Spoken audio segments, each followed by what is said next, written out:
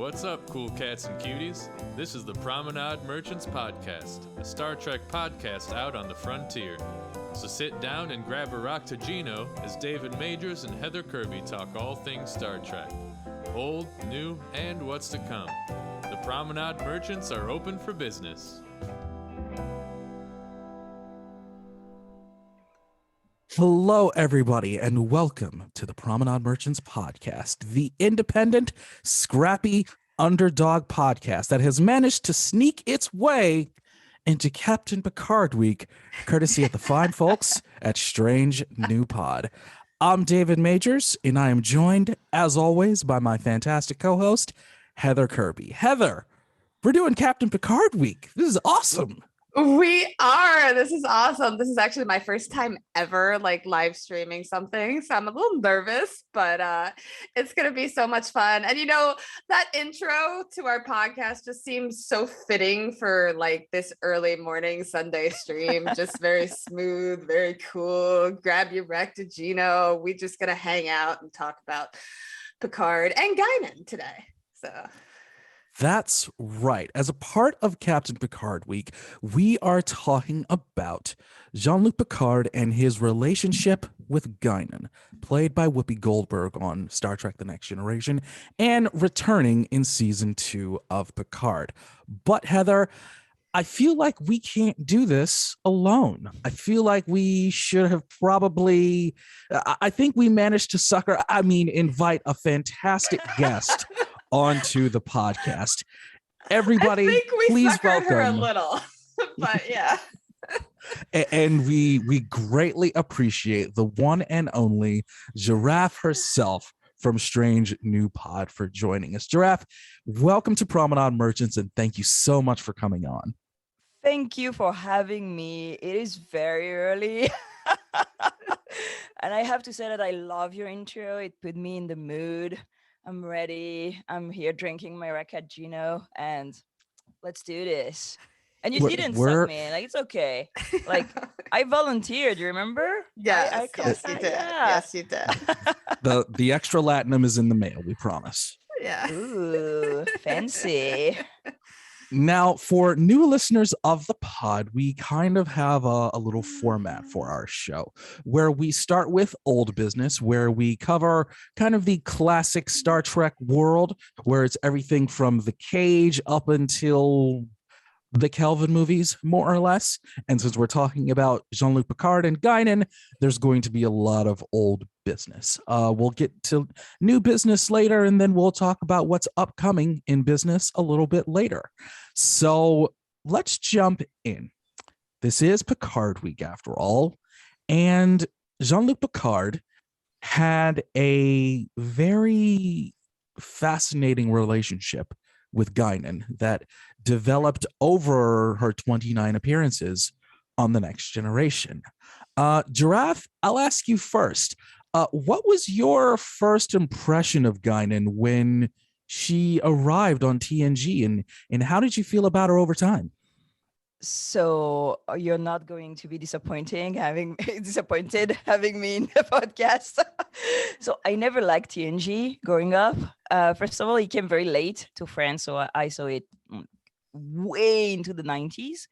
And I've always been a super duper huge Uhura fan. So I was looking forward to see a black woman on the bridge, because that was what I wanted to see in Star Trek. So first of all, Guinan took some time to arrive in TNG, if I remember well. Yeah. So I was kind of not into it at the beginning. There was no real character I liked. And I didn't like Jean-Luc Picard at all. Julian is going to murder me. But, he's supposed to be French, and he's not French. So I don't know. I was never into him. And when she arrived, everybody was knowing her, and there was no real introduction. She was just here being the bartender, if I remember well. And I was just she's not going to come back. She's just a person in the back that sometimes serves drink. So I really appreciated when they started developing her character, but I think I really started appreciating her when I started knowing who was Whoopi Goldberg. because at one point I was like, wait, that's the woman in Star Trek. Let me go back to it. Yes. Yeah. But as a first viewer, teenager, I know I wanted some uniforms. I wanted Uhura, and she wasn't it. So yeah, that was my first impression, and I think she grew on me too with my age. I'm old now. I identify more with her as like a growing, mature woman than I did as a teenager. So yeah, that's my point of view. I do think that, to your point, I think that The Next Generation definitely had an appeal to a more mature audience. Not to say that it wasn't generally, for the most part, kind of family friendly, because I know both Heather and we watched TNG very, very young. But I definitely think that you make a great point about how the characters, and particularly Guinan, and Whoopi Goldberg being who she was at the time, was someone that a more mature audience probably would have been more interested in. Big example is my mother. My mother, for the longest time, told me that Guinan was the character she connected with the most on The Next Generation, and my sister too. My mother, similarly to you, was very much someone who looked up to Uhura, as does my sister.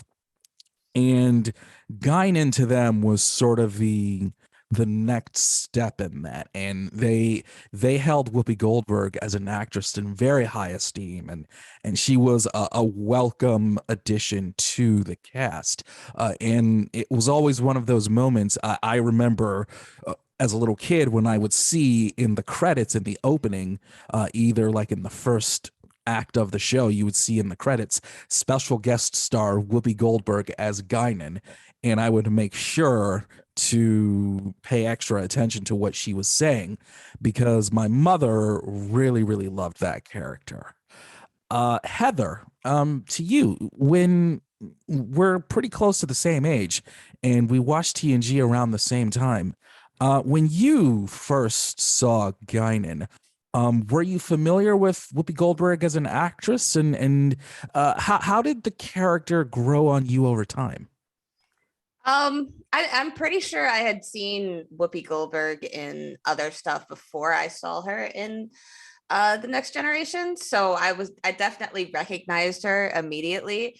And especially at that age, like she has a presence on screen. And so she's someone that you're really drawn to, that whatever is going to come out of her mouth is going to be important. And that's why I was always kind of drawn to the character. And it's one of the reasons, little secret to everyone, I was the one that picked this topic because I love Guinan as a character, but it's also really important because we're talking about Captain Picard, and her special relationship with Picard really always stood out to me because Picard was so very standoffish kind of throughout all of TNG. Like, he was the captain and the rest were his crew, and as much as he did try to connect with them, it wasn't until like the very end of TNG, that poker scene in All Good Things, where you see like him really letting people in. But Guinan was someone he always let in and he always trusted, and she wasn't just a member of his crew, like she was his friend first. And so they have a very interesting dynamic, which I think is going to be really fun for us to explore as we talk about it. When did you first start noticing the dynamic between the two? Or when did you feel like it first started standing out in your mind? Because we watched Q-Who from season 2, and that was kind of the first episode where we saw the scope of Guinan as a character. She's been around for a long time. She knew Q ahead of time. She knew the Borg. She knew all of these things, but it wasn't really showing a connection with Jean-Luc Picard, in my opinion. Girafe, I'll ask you. When did you start like noticing in TNG that the two of them had a connection, as Jean-Luc described it eventually as beyond friendship and beyond family? When do you think you started noticing that? So I think I noticed that as an adult. I'm not gonna I'm not gonna joke. As a kid, it flew above Well, I mean, my like when in the head. series Like, do you think? oh, absolutely Q who. I'm pretty sure. Yeah. When I rewatched it, I was like, oh yeah, they're friends. Oh yeah, that's true. But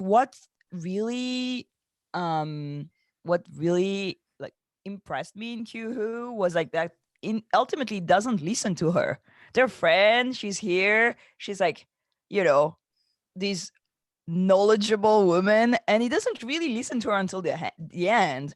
Um and I think after that it's really Time's Arrow, where I think it's really obvious in Time Zero. The conversation is really out there and really clear that they have such a strong, I don't know, is it friendship at this point? I don't know. But yeah, actually rewatching too this last week for this episode um made it even stronger. I'm very happy I did this because now I want to see Picard season 2. Do you think Mark Twain was jealous? That's a good question. Yeah, he was Because like, if you watched Time Arrow parts 1 and 2, Mark Twain was all over this episode, Mr. Clemens. But by the end, you could definitely see that Guinan had an attraction to Jean-Luc Picard by the end. And Mark Twain, being who he was, helped save Guinan at the end, but he definitely cared about Guinan as well. And I found that to be really interesting. He was just like stalking her too. Like she says at one point to Data that he's in front of her house, he follows her. Yeah. He tries to get in her room. I was like, okay, I'll see you, Mark Twain. Would we be surprised? I'm not surprised. I mean, I'd be in love with Guinan in the 19th century too. Come on. Yeah. Heather, Time's Arrow. We watched this 2-part episode from TNG, and I remember as a kid not exactly loving this episode because, as I've said on the podcast many, many times, I don't like Star Trek episodes with time travel. And I found myself watching this episode and kind of smiling through it for the most part, but I did end up really appreciating Guinan and Mark Twain. Time's Arrow, parts 1 and 2. Heather, what did you think about this? Well, especially being a Doctor Who fan too. It's a very wibbly wobbly, timey-wimey episode. But I think it's very interesting of Picard and Guinan's relationship that, you know,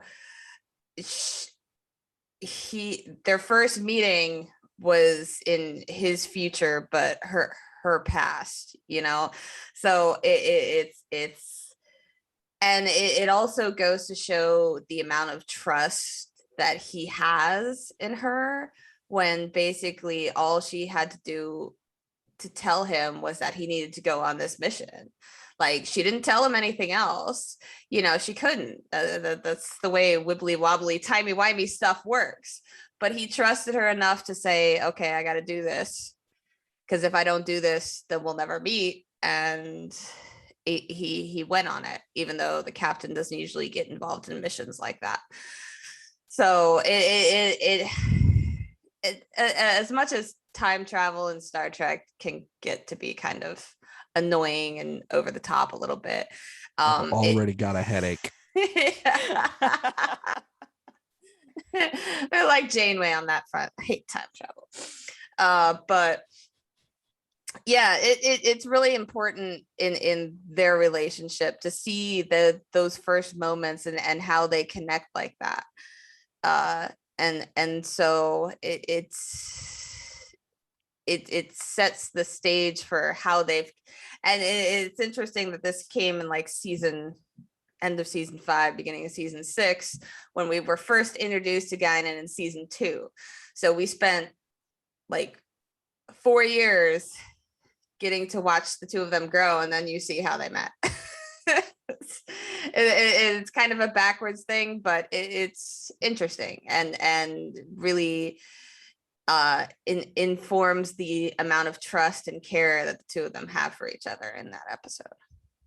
I'm absolutely gonna be this person, but I love time travel in Star Trek because it makes no sense. You know, I become like the meme That's with like the all the numbers, problem. and I'm like, what is happening? And I actually like. Oh, okay, so somewhere around season 3 or 4, they decided that Guinan should have a character story, I suppose. Yeah. And they started like hinting at things, but I do love the fact that she can just stay silent so long. Like I'm unable to keep a secret, and she's like keeping a secret for 500 years. Yep. I find that so epic. I find that so incredible that she knows she's gonna meet them but says nothing. I'm like, wow, like respect, power, fierce. A great bit in the chat room from LAP81. I definitely didn't pronounce that correctly. Talking about Measure of a Man from TNG. The conversation that Picard and Guinan have is wonderful. He says, she definitely brings out Picard's humanity and helps him see other POVs. So much love and respect between them. And I think that is something that you really see that is very unique between Guinan and Captain Picard. They are very much on the same level as the series grows on and grows over time. Jean-Luc Picard does not see her as a subordinate like everyone else on the ship, or a professional like with Deanna Troi, the ship's counselor.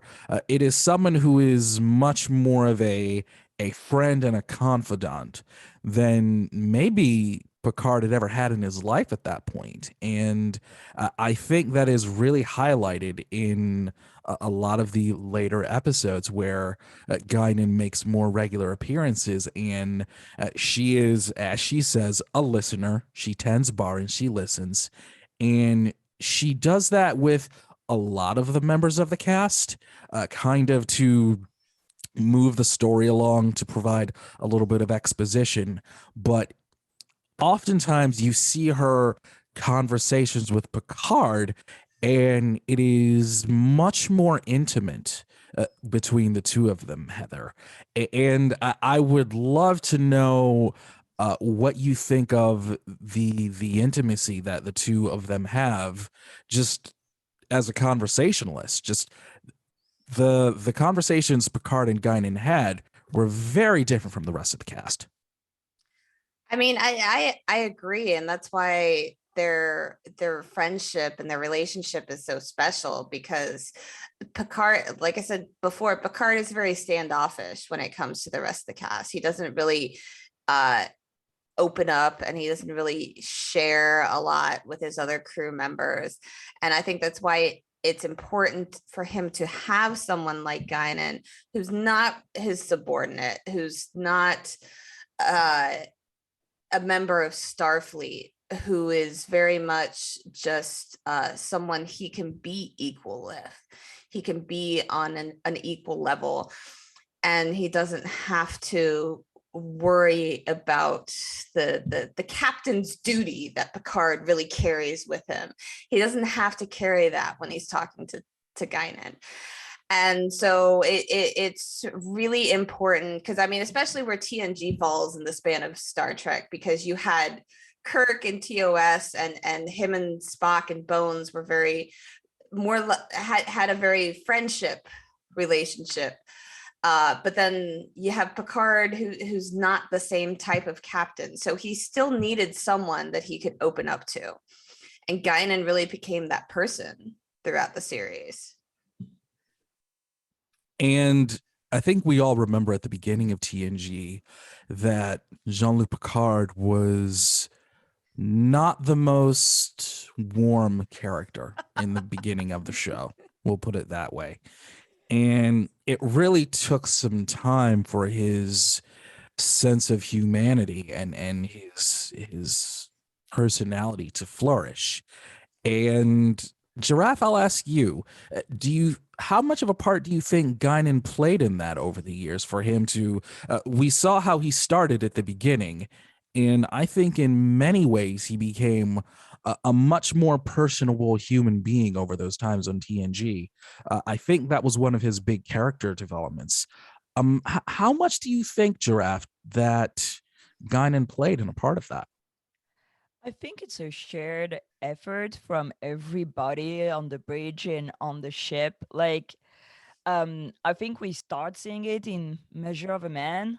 I'd say that's where we really see that Picard is caring for Data. I think like these problems, this conflict, and this problem of ethics that he faces, that have the crew at the center of it, really pushes him each time. And I see Guinan more like a, like a sounding board for him too. He's gonna run IDs through her, with her, off her.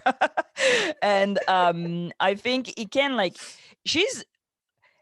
it's kind of a testament to the hubris and the ego of Picard somehow, because only a woman that has been alive for God knows how long and knows so many things is the confident for him that he can respect her opinion and what she thinks. And actually, he doesn't always respect her opinion. That's what is interesting. Like, if I had my best pal would be like 500 years old, I'd be like, whatever you say goes, man.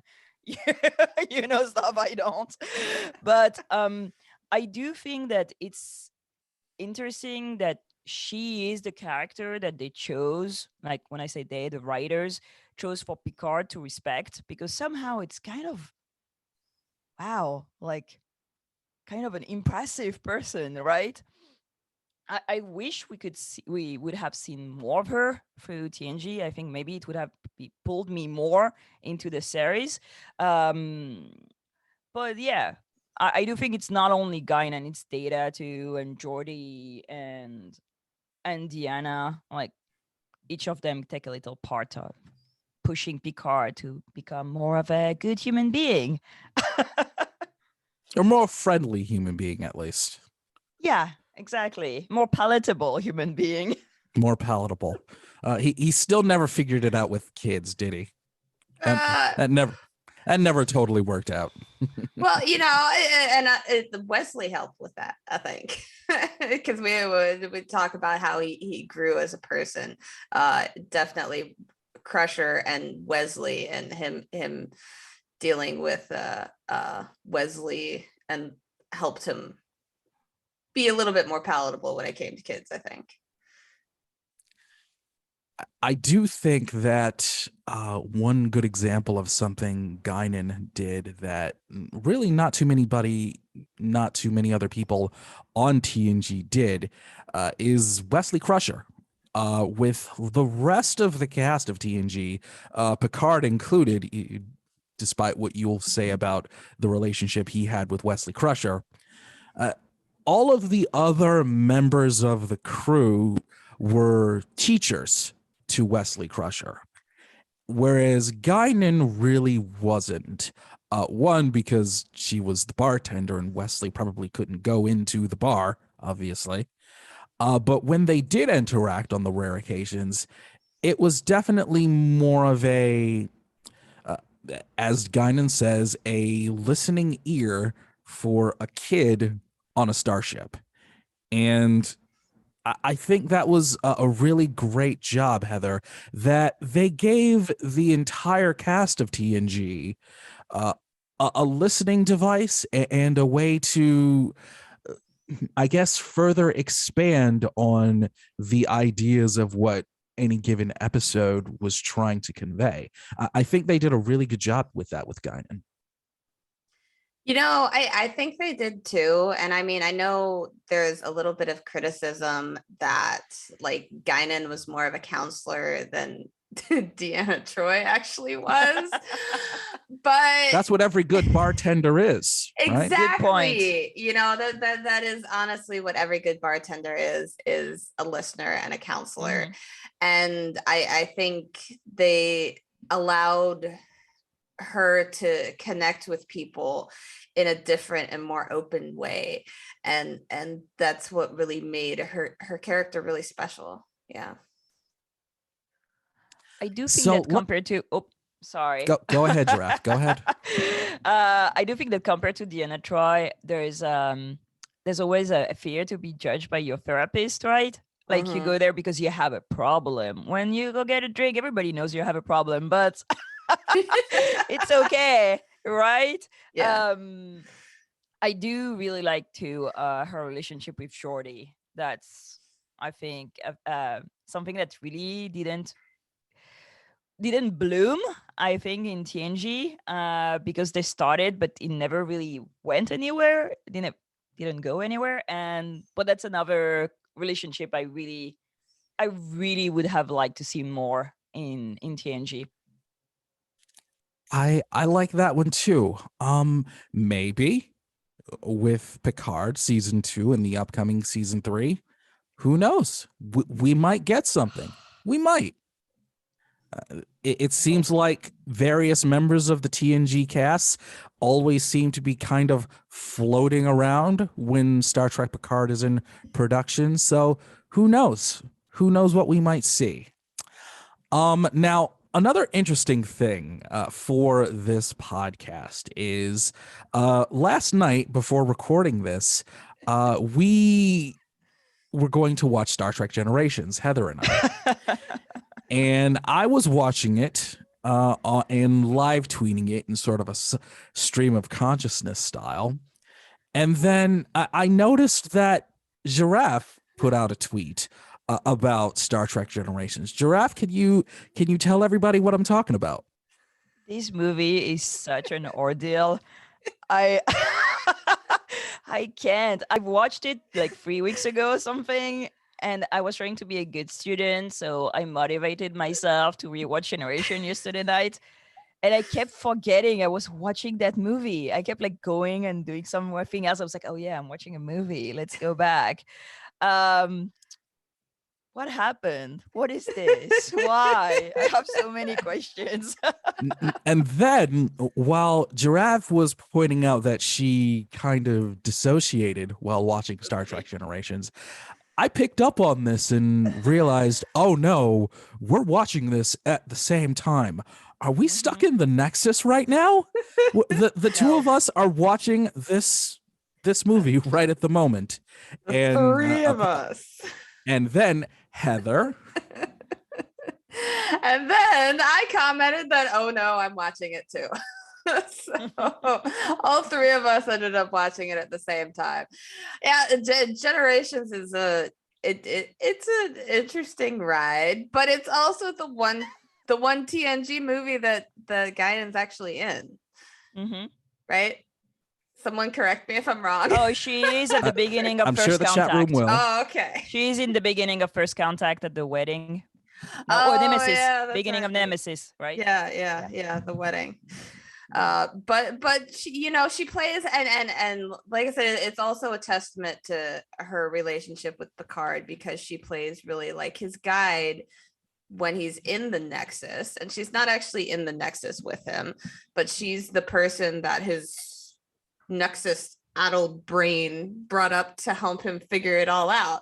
So I think that in itself also shows how important and how much he values her when she's the person that appeared to him in the Nexus to help him figure out what was going on. I have a theory. Yes, go for it. It's not bunnies. I'm so used in Strange New Pod that everybody, when I say I have a theory, they're like, it must be bunnies. Yeah. We say Um, nanoprobes. We say nanoprobes. Ooh, I like it.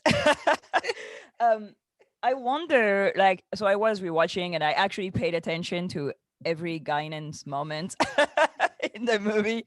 But how much the fact that she was pulled out of the Nexus makes her who she is.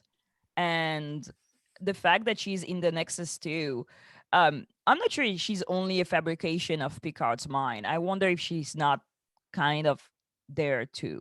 Like, because she has this ability we see with yesterday's Enterprise to be kind of like out of time and out of joint and here but not here and there and not there. Yes. So I always wonder if her encounter with the Nexus didn't make her that person we see in TNG that is able to feel everything and know things and be there and there, know when something is off.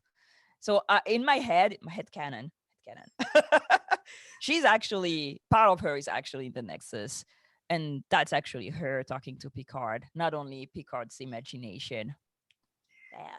I can get behind that. I can get behind that because I mean she was there at the very start when they're rescuing people from the Nexus. So she literally had a very close contact with it. So yeah, that does kind of make sense because I think that's the one thing really interesting about her. Like you brought up yesterday's Enterprise where she was the one person that knew something was wrong and that the universe had changed. And I think that might be like, and we'll talk about that later when we get to what we're expecting for season 2 of Picard, but I think that'll definitely something that might play coming up in season 2 of Picard is her ability to really sense that the universe is off. And it's something special and might have something to do with her connection with the Nexus. I can get behind that. I can't, because while I was watching Generations last night, I felt like when I saw Guinan inside of the Nexus with Picard, the only thing that I could think to myself was how extremely convenient that there was someone who is centuries old, is Elorian, and has experienced the Nexus before that just so happens to be in there just in the nick of time to help Jean-Luc Picard figure it out. On one hand, yes, we understand the relationship the two of them had. But on the other hand, that's a little bit of plot convenience for me that I had a really tough time accepting.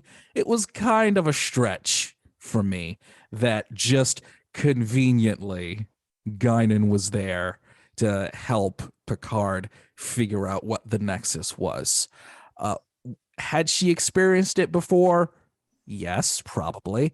Was she still there in some regard? Possibly. And I think you both made a great point about how Guinan is able to find out and sense in some ways that the universe isn't quite what it should be at any given time. I think that's a really good point, but it felt like a little bit of plot convenience. I'm willing to let it go because I thought Generations was mostly okay. I said last night when I was talking with someone offline is that Generations might not have been the fan service extravaganza you might have expected. And I remember going into the theater kind of hoping for that when I was a little kid. I did see it in the theater. But I ended up coming out of it saying that this was, for the most part, a pretty good episode of Star Trek The Next Generation. And I was willing to let that slide. Since we're talking about Generations now, we already got Girafe's opinion on it. Heather, Generations, what was your stand? What was your take after watching it last night? It's not my favorite Star Trek movie, but I don't think it's bad. It's I'm not gonna lie, I kind of had a couple moments like Giraffe where I was like, oh yeah, I'm watching a movie, I need to pay attention to what I'm watching. But it has an interesting protagonist or antagonist. Sorry, can't think of the right word this morning. In Dr. Soren, I think he's definitely one of the most legendary Star Trek villains, I think. And okay, so unpopular opinion, I'm not the biggest fan of TOS, so the TOS callbacks are kind of especially at the beginning of Generations. I'm sorry, the whole thing with the Enterprise B at the beginning is kind of cringeworthy to me. It was a little bit tacked on. Yes. Yeah. Yes. Like, oh, the ships, we're doing all this fanfare, but the ships won't be ready until Tuesday. So yeah, it's I don't know. In general, it's a very weird movie, but you could say that about a lot of sci-fi movies, that they still end up being good. They're just very weird. So it's a typical science fiction movie. I'm not. It's not one of the best Star Trek movies, but it's a typical science fiction movie. It's just kind of weird, and that's okay. All right, so back to Guinan just for a second in this movie. Do you think that I'll play fantasy booker for a second? Girafe, I'll ask you, do you think that if Guinan were in the Nexus, do you think Picard would be there? Like in her fantasy? Mm-hmm. That's a good question. I would say yes. Yes. But I think Star Trek doesn't have the guts to pull that off. Because maybe now, maybe in season 2 of Picard, they have more guts to give like love stories to black characters, because let's be honest, TNG was terrible about it. Yeah. Terrible. Don't get me terrible. I mean, we had to wait for the S9, right, to have a black character with relationships with Cisco. And even Voyager dropped the ball on this. I mean, Tuvok is a married man. His wife is far away, and that's pretty much all. But that's the big thing. I think rewatching TNG, so I'm like currently rewatching TNG too. That's what I realized more as a grown up, that Geordi and Guinan were really given terrible character development. Terrible. Like, let Geordi get the girl for a moment. Please.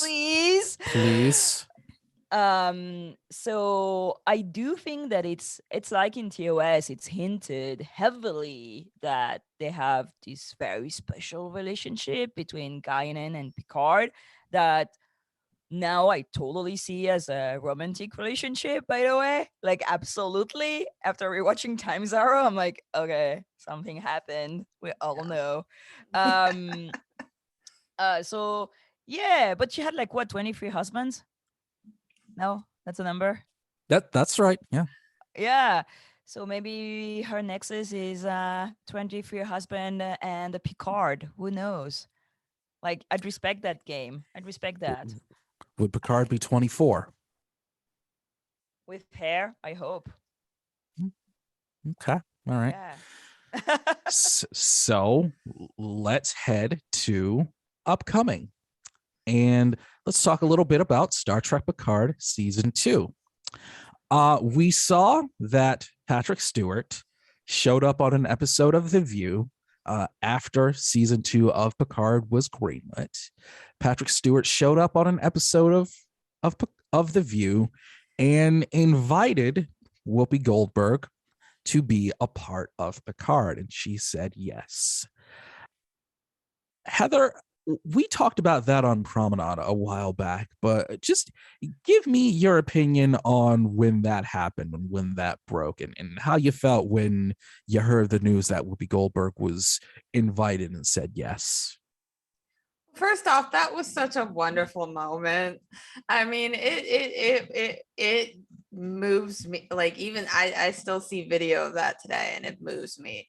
Like, Whoopi has always said how much she loved being on TNG, and she loved playing Guinan, and it is a very huge and important role to her. And just to see the emotion when he did that live on the show, it's so wonderful, and it made me so excited to see how she reacted and how everyone else reacted to have her back.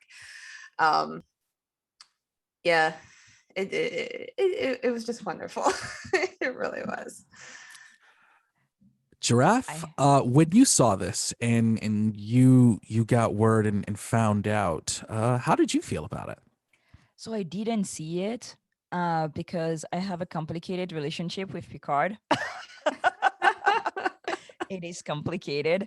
I think I'm finally with. He's too French for you, right? He's like, too French. There's so many moments I suffer in Picard season 1, like when he speaks in French to the dog and he's just like, oh, rah, man. rah, rah, and I'm like, yeah. Or when he's with the beret and like pretend to be French, I'm just like, why are you doing this to me? Why? No, Sinister.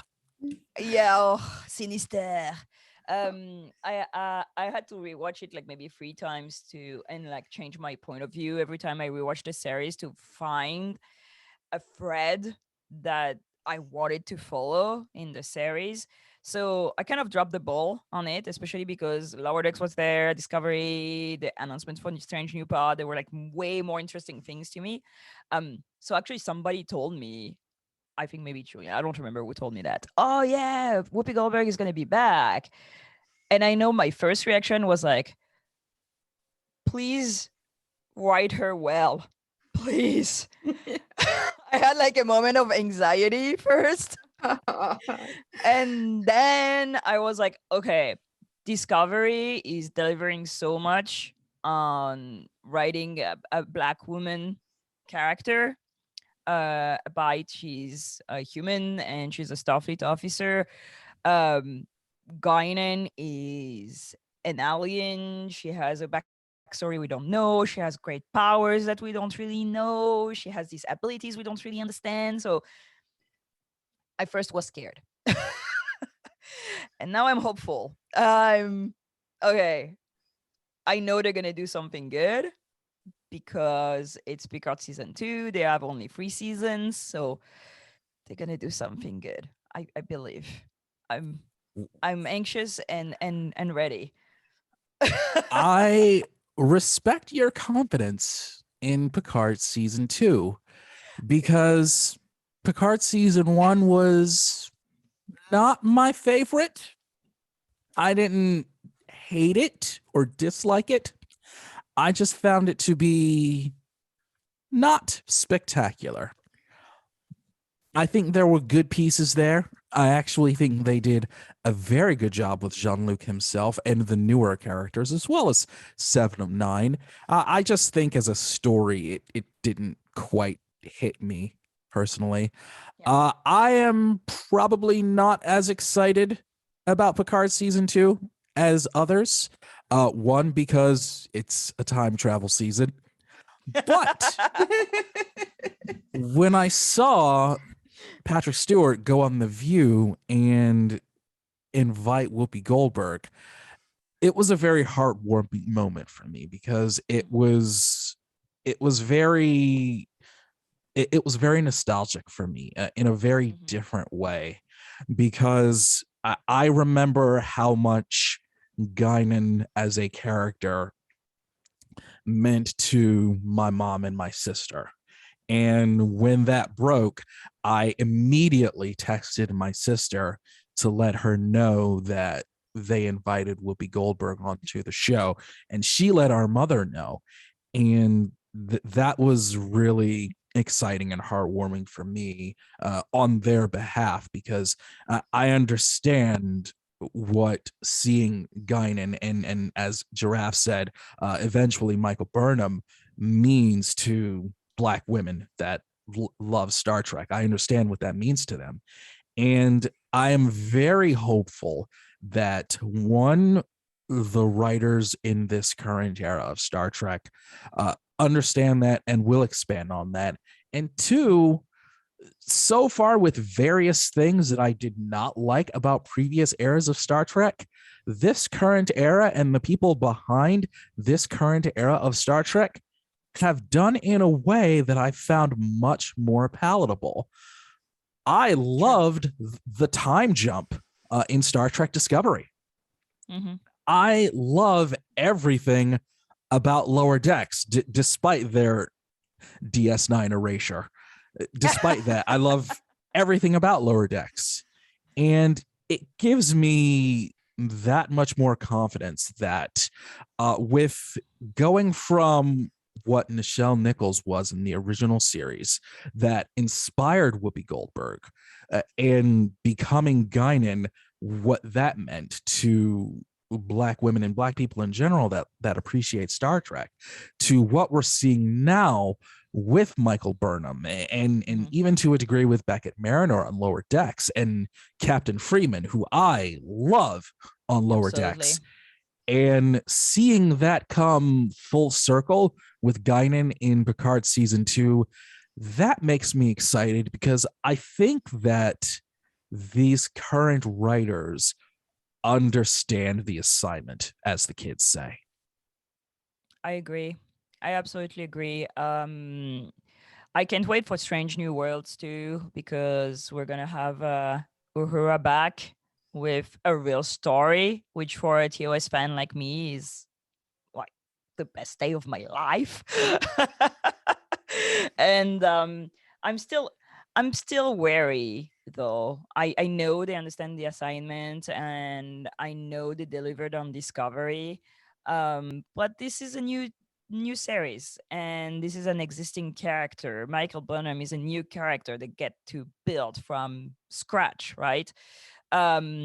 So yeah, I want to see what they're gonna do, and I want to see too what Whoopi Goldberg is gonna do with this, because I mean, somebody on Twitch is saying she got herself into Star Trek, and that's true. She literally entered Star Trek by herself because they didn't think she was going to want to be on Star Trek. Yeah. So being back, what is she going to do with this? I'm really curious. I'm absolutely curious. Yes. I mean, I see where you're coming from and where you're both coming from, but I also know, especially in season 1 of Picard and being a huge 7 of 9 fan and watching her character grow throughout that season, as well as develop and show like her journey and her individuality and her how do I put this nice? I'll just say it. Her sexuality too, especially being a queer woman.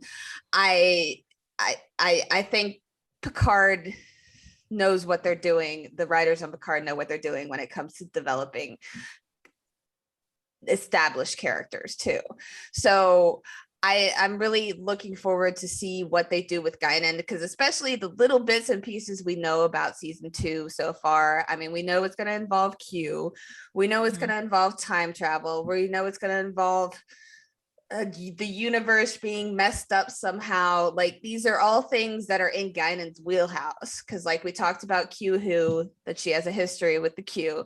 We talked about yesterday's Enterprise, where we know she can sense differences in the universe. So hopefully, my hope is that we get to see her use these gifts that we know from previous episodes of TNG that she has, and she has a history there and she has talent there, and see that developed in season 2 of Picard. That's ultimately my hope. I want to see her whoop that Q. Yes. Come on. Show me. Yes. What I love is that, and Girafe, I'm wondering if you've noticed this too, over the course of Star Trek, there are certain characters who just take absolutely no BS from Q. Yes, Mariner, 2 of them. Yeah, 3 of them, Cisco, right? and Yes. Guinan. Guinan. Yes. Do we see The a three of- trend here? The 3 of them take absolutely no crap from Q, and I absolutely love it. Giraffe, are you with me on that one? Absolutely. When Mariner was like, I have no time for your bullshit, I was like, Yes. yes. Thank you. Thank you. Like, That's how you react to Q, unless you're going to Absolutely. just straight punch him in the face. Yeah, Picard never punched me. Yeah, because somehow every time Picard speaks with Q, I'm like, why? Why do you even engage? Even Janeway is like, no, absolutely not. We're not doing this today. This is not happening. And I wonder how much. So many people are like, oh, Picard and Q, there's something between them. I was like, at one point we need to wonder, because he's the only one entertaining Q so much. And I really like that they did that. Like, I think, you're speaking about DS9 erasure in Lower Decks, but somehow Mariner's reaction to Q, isn't that a callback to Cisco? Don't you think? It very much is. It very much is. And remember, everybody, Q punched Cisco first. Don't ever forget that. Don't ever forget that. True that. That's absolutely true. Okay, so just to wrap up, so we'll get out of here. I'll ask Heather first. Give me something that you would like to see between Guinan and Picard in this upcoming season. Something you'd like to see between the 2 of them. Well, I mean, we saw in the trailer that they meet in basically the same dynamic, but I want to see Guinan really how do I put this? I want to see her outside of the bar. Outside of the bar and kicking some ass, I think. Yeah. Okay. You want to see Guinan with a big phaser rifle? Yes. All right, we'll take it. There's something about women and Picard with big phaser rifles. I get all excited. That just does it Can't for help you. it. Yes. Giraffe, same question. So one thing in season 2 of Picard you'd like to see from Guinan, what you'd like to see her involved with or doing? So I said already that I want her to whoop Q. I want to see that. But as a character development, give me Picard and Guinan hookup. Like, give me the flashback. Give me the story. We know it happened. Come on. We all know it did. So be brave. Give it to us, Star Trek. Come on. Show it. Confirm the ship. Absolutely. Confirm it. Be brave. Give some TNG characters a real story. Come on. And give If Geordi you're the not go. gonna if you're not gonna give that for Geordi, you might as well do that for Jean-Luc Picard. He had these various relationships over the course of the series and the movies. You might as well bring it all together with Picard and Guinan, especially since they did it on an episode of Family Guy where Patrick Stewart did in kind of a cutaway joke, pretty much confirming that it happened all the time. Yes. I had to See? get that in there. I absolutely had to. I'm shameless. But now that I got that in there, I want to thank Girafe for so much for joining us on this very special episode of Promenade Merchants. It's an absolute pleasure. Girafe, let everybody know what you're doing and tell us a little bit more about Strange New Pod and what you've got going on.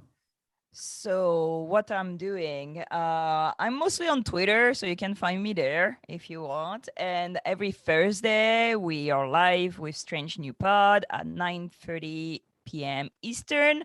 So you can join us on Twitch. We have a Discord too, and we're very friendly. And we speak about all Star Trek because we love all Star Trek. That's And what it's we're all up to. canon. Everything, especially what's in my head. Just Girafe's head. Just Giraffe's head, nobody else's. Heather, I think we did it. I think we're just about wrapped up with another episode of Promenade Merchants. I think we did it. We filled an hour. Big shout out to the great Julian for holding it down on the ones and twos for us. We really appreciate it. Everyone out there in the Twitch chat, thank you so much for joining us. We really appreciate you chiming in for us. We are the Promenade Merchants. You can follow us on Twitter at PROM Trek Pod. We are the independent, scrappy underdog Star Trek podcast that is now your official new favorite independent Star Trek podcast. Listen to us wherever you get your podcasts. Please give us a positive rating. We'd really appreciate it. Heather, I think that's all we've got. That is it. That's all we've got. You can follow me on Twitter as well at nerdygal33. Never apologize for being nerdy, because unnerdy people never apologize for being assholes. That's the full quote. I just couldn't fit that all in my title. That is wonderful. That is wonderful. That's the first time I'm hearing it, and it did not disappoint. So everybody, thank you for listening to the Promenade Merchants podcast. Giraffe, thank you again for joining us. And until next time, everybody, absolute pleasure. Until next time, everybody, live long and sensors.